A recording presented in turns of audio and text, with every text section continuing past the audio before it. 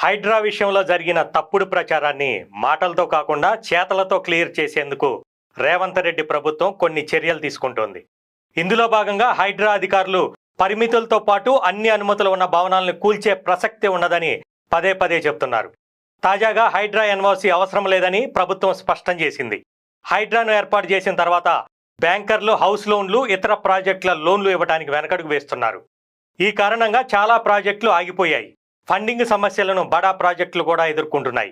ఎప్పటికే loan మంజూరైనప్పటికీ విడుదల చేయాల్సిన రుణాలను హోల్డులో పెట్టి హైడ్రా నుంచి ఎన్ఓసి తీసుకురావాలని అడుగుతున్నారు.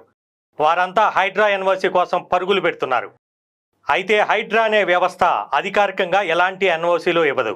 హైడ్రా విధులు వేరు. అందుకే ప్రభుత్వం హైడ్రా ఎన్ఓసి గురించి అడగవద్దని బ్యాంకర్లకు స్పష్టం చేసింది. అనుమతుల విషయంలో హెచ్ఎండిఏ, రేరాతో పాటు ఇతర చట్టబద్ధ వ్యవస్థల అనుమతులు ఉన్నవి సరిపోతాయి. అలాంటి అన్ని అనుమతులు